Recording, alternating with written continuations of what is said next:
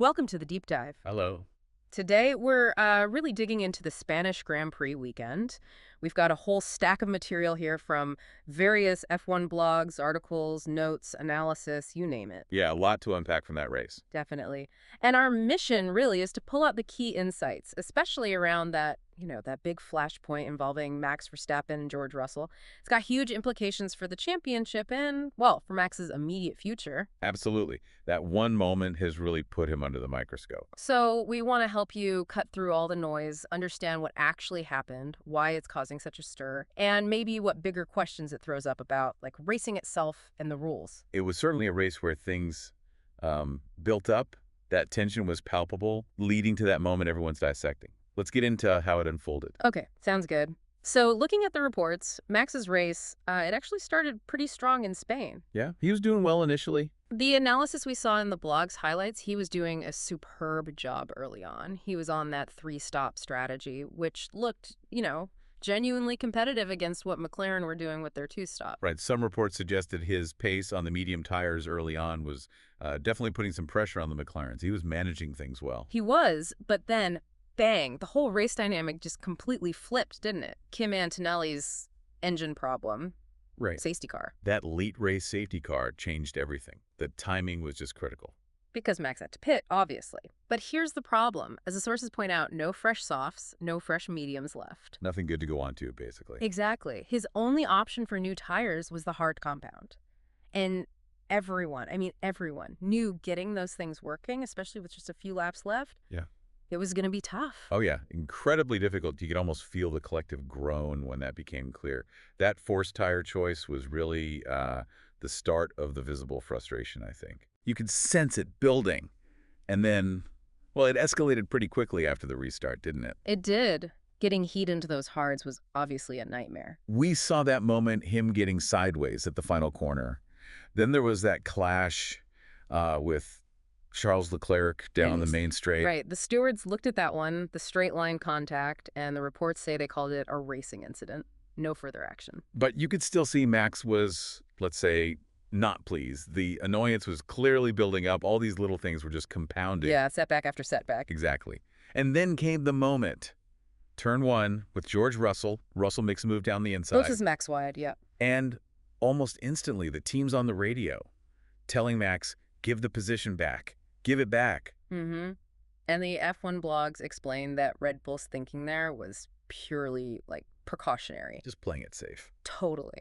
They were worried it would go to the stewards and result in a penalty, especially with the timing all crunched because of the safety car ending. It was a pragmatic call, trying to avoid potential damage. Makes sense from that perspective. But then, the bit nobody expected. He complies, gives the place back heading towards turn 5, and then, inexplicably, he drives into the side of Russell. Yeah, the reports are clear on that.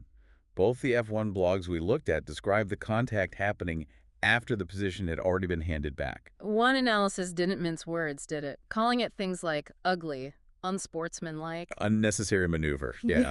Strong language describing that second contact after the overtake was already done and reversed. And the stewards, they didn't hang about. A 10-second penalty came down pretty swiftly. Which, with the field bunched up like it was at the end. That dropped him way down. Yeah. From potentially decent points right down to 10th place in the final standings. A big drop. But maybe even more significant were the penalty points on his super license. Oh, definitely. He got 3 points for that collision.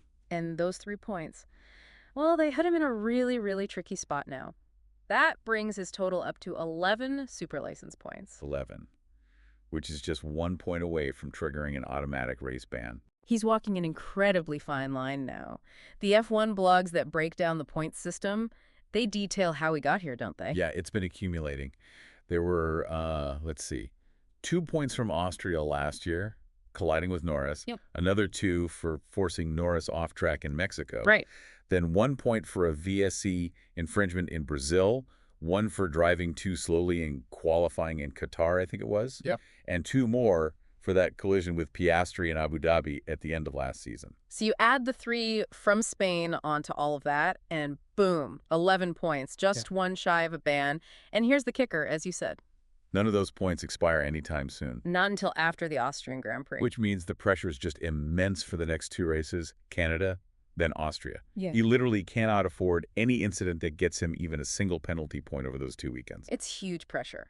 Which inevitably brings us back to the why, doesn't it? Why did he make that contact after giving the place back? The analysis we've seen points heavily towards just frustration boiling over. Yeah, but boiling over in a really counterproductive way, as one report put it. It wasn't just one thing. No, it felt cumulative. The hard tires, the earlier tangle with Leclerc, maybe feeling hard done by with the initial Russell move, then being told immediately to give the place back anyway. It all just seemed to mount up, Yeah. as one source described it. Like he reached a point where he just snapped, maybe.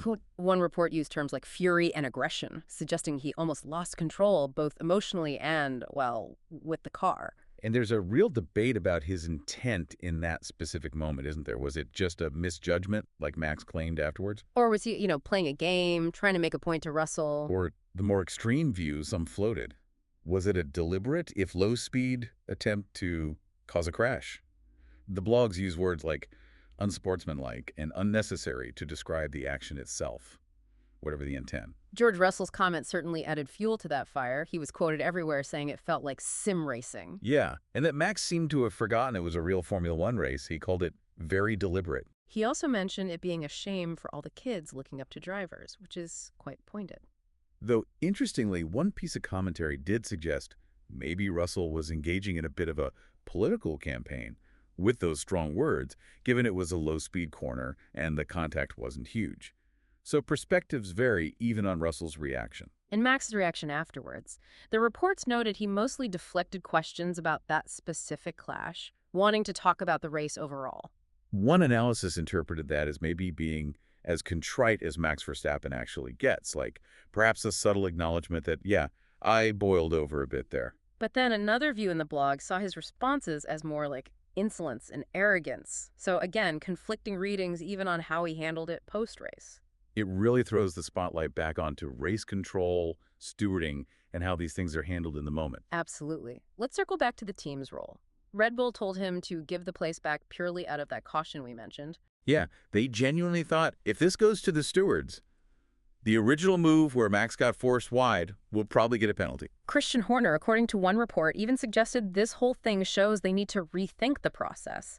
Maybe something more like football, where the ref can just wave play on instead of these investigations. Which is kind of ironic, isn't it? Yeah. Because the reports also say the stewards did look at the original pass later, the one where Russell forced Max wide, and decided no action was needed for that. Wow. So if Max found that out later, imagine the frustration, knowing he gave the place back based on the team's cautious advice, only for the stewards to say the original move was okay anyway. Ouch. It highlights the tricky situation with the current rules around yielding. Yeah. The sources discussed how it's changed. Used to be Charlie Whiting might give, advisory opinions, though non-binding. Right. But since around 2022, the system shifted. The onus is on you, the team and driver, to decide. Yield or risk a penalty. It was meant to stop teams constantly asking for guidance and maybe gaming it. So Red Bull made a judgment call based on prudence. And in this case, as one analysis put it, they sort of lost out on those marginal ones because their caution wasn't actually needed according to the steward's final view. Which feeds right into that wider discussion about consistency in stewarding, something brought up in the F1 blogs. Exactly. They point to other incidents, maybe similar clashes, maybe more aggressive moves in F2 that sometimes get different penalties, or none at all. Yeah, like Alonso's penalty in Australia last year was mentioned as a comparison point in one piece. And the analysis raises the question, was a 10-second penalty here for contact after yielding actually enough? Some felt it might have been a bit lax, considering the nature of the act. It's a complex debate. Now, stepping back just a bit, the F1 blogs obviously covered more than just this one incident from the Spanish weekend. Oh, for sure. There were quite a few other big storylines playing out. McLaren's performance, for one. That dominant 1-2 finish was huge for them. And apparently unaffected by that flexi-wing technical directive that supposedly made, 7 other teams change parts? Very impressive. Oscar Piastri's win, too, observers noted how calm and clinical he was in securing it. Yep. Leclerc got a podium, though some reports felt the safety car timing was pretty fortunate for his strategy. Lewis Hamilton, quieter weekend. Some speculation in the commentary about him maybe still finding his feet or feeling comfortable at Ferrari. Then you had Fernando Alonso finally getting his first points of the season at home in Spain. That was nice to see. suggested maybe Aston Martin found a little something, especially in qualifying. But then the flip side for Aston Martin was the Lance Stroll situation. Withdrew from the race, officially due to a hand injury. Right, but there were reports swirling about anger, maybe throwing things after qualifying, which, given his history of racing through injuries, definitely raised some eyebrows and questions in the paddock. Yeah, that was odd. And for Carlos Sainz and Williams, just a weekend to forget. Described as an inferno in one report. No points, struggles in qualifying, race incidents. Tough one. But through all the drama, the reports consistently highlighted the amazing atmosphere, the passion of the Spanish fans, really underlines why having races in Spain is so important for F1. Absolutely. Okay, bringing it back to the Verstappen-Russell incident. The cost in the championship context is pretty stark. It really is. The analysis points out those lost points are crucial. He dropped 9 points from where he was running before the penalty hit. And one report calculated that puts him, what, 49 points behind Piastri in the standings now? That's a significant gap. Hmm. And it totally undermines that need for damage limitation on weekends where maybe Red Bull isn't the absolute fastest car. Right. When McLaren or whoever is stronger, you need to be banking solid points, ideally finishing third if you can't win, just to stay right in the hunt. 10th place because of an avoidable penalty. That's the opposite of damage limitation. Exactly. It hurts his campaign. So what happens next? Christian Horner apparently said they'll discuss it internally with Max. Yeah, you'd expect that conversation to happen. And now, all eyes are on Canada, then Austria. The pressure on Max to keep it absolutely clean, avoid any kind of incident, it's immense. That race ban threat is very, very real. He cannot put a foot wrong. So this deep dive, looking through all these F1 blog sources from Spain, it paints a really complex picture, doesn't it? You've got this controversial clash born from likely intense frustration. Leading to a potentially severe consequence, that race ban risk hanging over him. You see driver emotion colliding with team strategy calls made under pressure. And it fuels those ongoing debates about how incidents are judged, about consistency, about the rules themselves. It's a powerful reminder that F1 isn't just speed and technology. It's about immense pressure, navigating complex rules, and the human element elite athletes right on the edge. Hopefully this dive helped you unpack why that one moment was so much more than just a bit of contact. Yeah, it connects to so many different aspects of the sport. So, thinking about all these different viewpoints we've seen in the sources Max's side, Russell's reaction, the team's calculation, the steward's eventual decisions, the wider consistency debate, what do you think? Where is the right balance between that aggressive wheel-to-wheel racing we love and maintaining control? And is perfect consistency in applying the rules even possible or maybe even desirable in the heat of Formula One? Something to mull over. Definitely food for thought. Thanks for joining us for this deep dive.